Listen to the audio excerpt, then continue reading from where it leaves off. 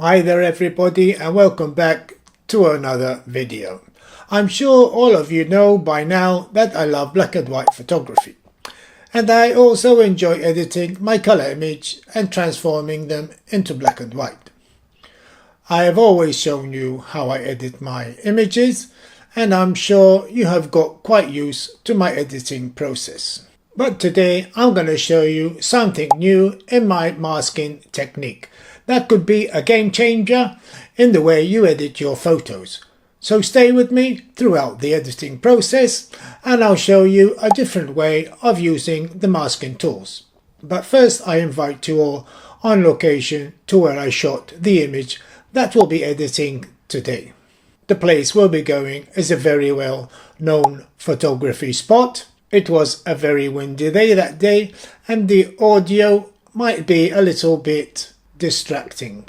So enough with my talking and let's get on location.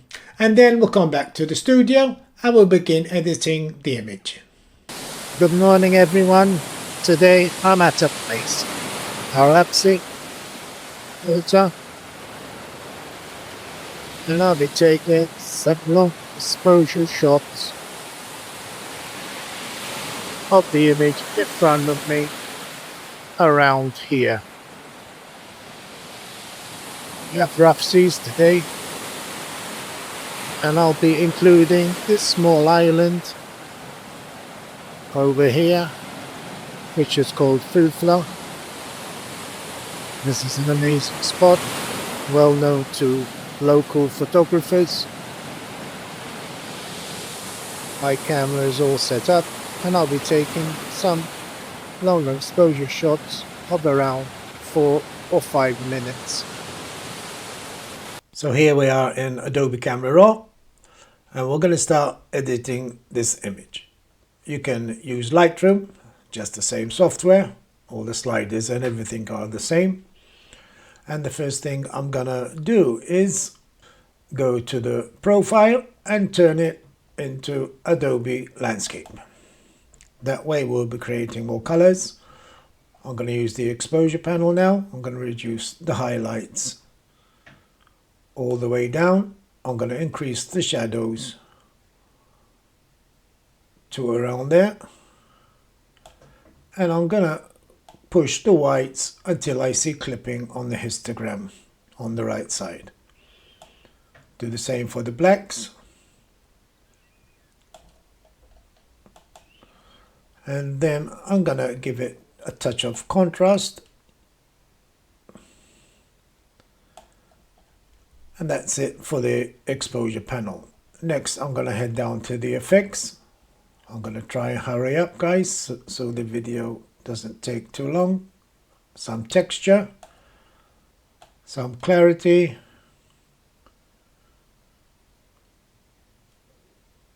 around there, and a bit of dehaze. We're increasing all the colors of the image before turning it into black and white. Next, I'm going to go down to the detail, increase the sharpening to around 50 or 54, something like that. Reduce the radius, increase the details to around there. Hold down your Alt key and move the masking slider until you just have white in the image that will be sharpened only. All the blacks will not be sharpened. This is the same procedure in all my editing techniques. Next, I go down to the calibration and I increase the saturation, blue primary, around there. Next, I'm going to open it up in Photoshop. Don't worry about Photoshop, it's an easy process. And then we'll be turning it into black and white in Photoshop. Press open. So now we're in Photoshop. I'm going to go down to the right side corner at the bottom and click on the adjustments layer. And here I'm going to click on the black and white. You can play around with this sliders if you like. You can increase which slider you like. This is why I told you to increase all the colors before turning it into black and white, and you'll see you can get the image just how you want it. I'm going to leave the blues like that. Try the yellows and a bit of reds. Always remember subtle movements. I'm going to try the magenta. Double click on the slider if you want to return to the original position. And I'm going to close this panel and I'm going to open the gradient map. Next, click on here on the drop down window and click on Classic. Now I'm going to press on the gradient map here and I'm going to increase a bit of brightness in the darks here. And that we do it by moving the right slider of the whites. And that should be okay. Press OK. Close the window and flatten the layers. Flatten image. And now we take it back to Adobe Camera Raw or Lightroom. Press on Filter for Adobe Camera Raw users and Camera Raw Filter.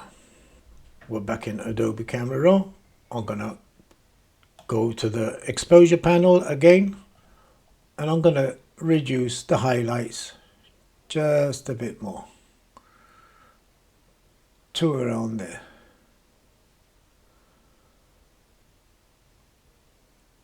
Should be okay. Increase the shadows just a touch. And the whites, I'm going to leave them how they were on 0. Now from here we're going to start using the masking tool that I told you. Press on the masking and I'm going to use first the linear gradient for the sky. Lower it down to around there. It always depends on your image, guys. And reduce the exposure. I'm going to use another linear gradient and just cover the top part.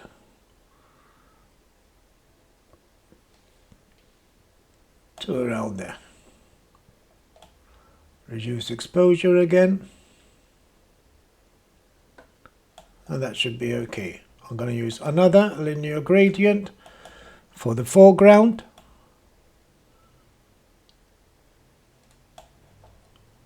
Reduce the exposure again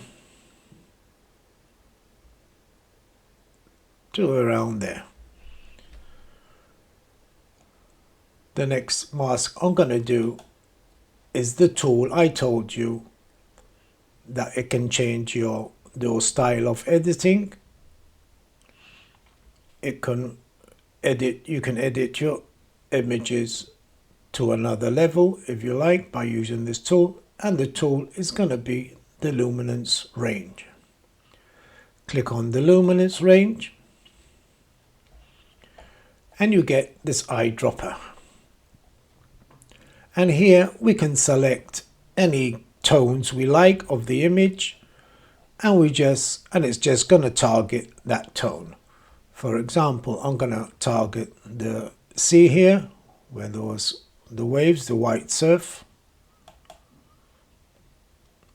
And here we can increase the exposure or the lights or the highlights. If you do not want to target the sky, for example, all you need to do is just subtract up here on the right side and select a brush. And here you can remove the mask where you don't need to change the exposure or whites or highlights or whatever you choose to use. And I choose to use just the whites on the surf here. And here I'm going to increase the exposure just a bit. Like I said again, always subtle movements of the sliders. If you go too far, you get this weird effect. It's very unnatural.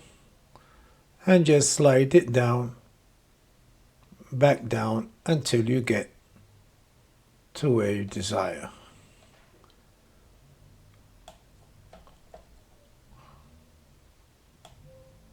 You can see the before and after by pressing on this eyeball. I'm going to increase just a bit of whites.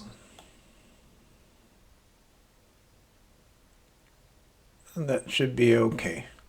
Next thing I'm going to do is use another luminance range, and that's the tool we'll be using from now on. And I'm going to target the rocks here, the whiter part of the rocks. As you see again, it's targeted the sea again and the sky, which I don't want, so I'm going to subtract it by using the subtract. And you click on brush and remove where you don't need the mask. Reduce the brush.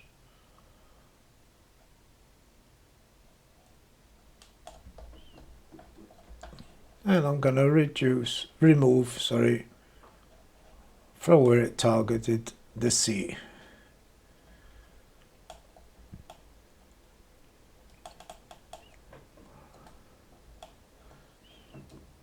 You don't have to be precise. And here I'm going to increase the exposure.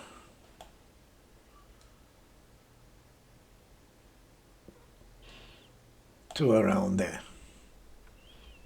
Next, I'm going to use another luminance range mask, and I'm going to target inside this cave here and try and increase the shadows. Again, I'm going to remove minus with the brush.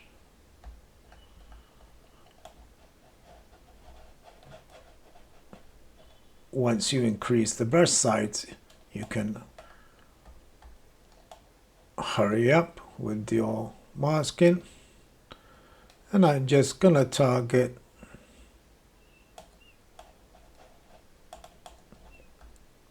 inside the cave and increase the shadows.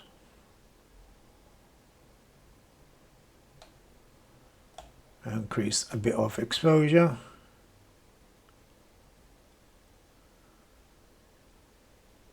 And there we get some detail in the shadow here. Click on the eyeball.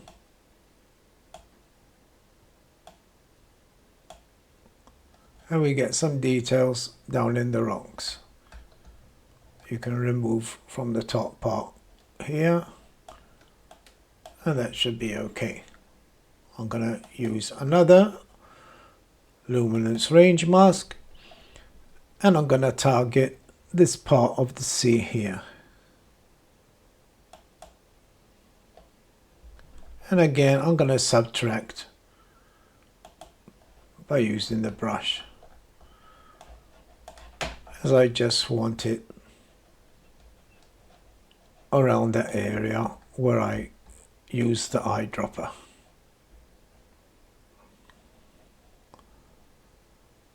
You can try and see how it turns out, how it is.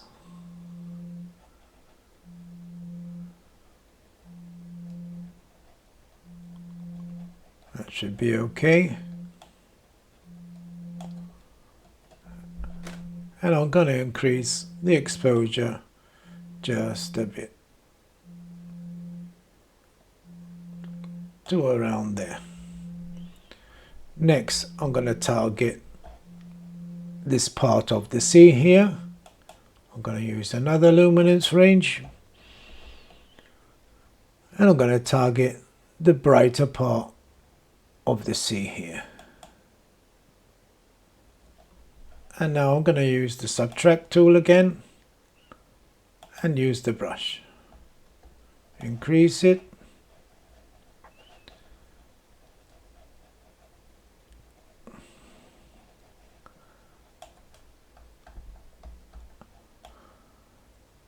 To around there, should be okay.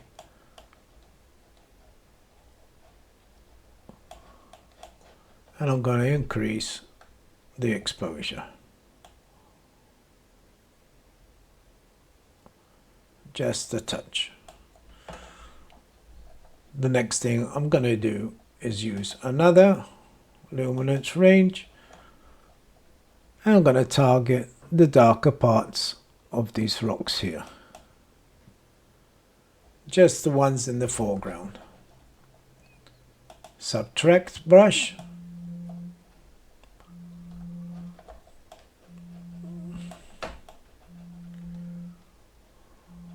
over here as well. I just want the foreground. It's a very effective way of editing. As you can see, the mask is just on the darker parts, and you have the lighter parts are not affected. And here I'm going to increase the shadows and the exposure just a touch.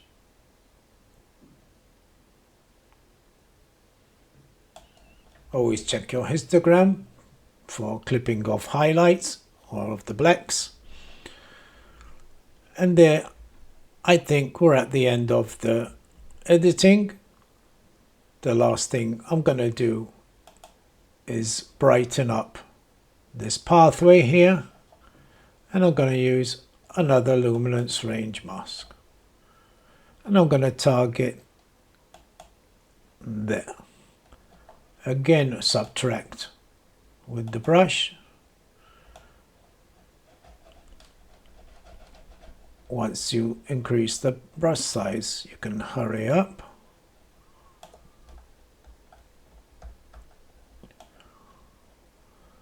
Should be okay. And I'm going to increase the exposure.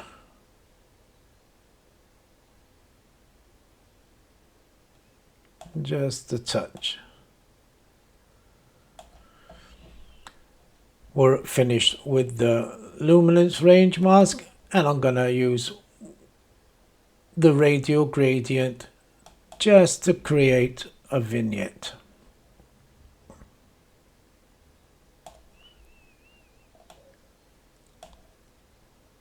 I always do my vignettes like this. I prefer placing them where I want. Don't forget to invert it on here and reduce the exposure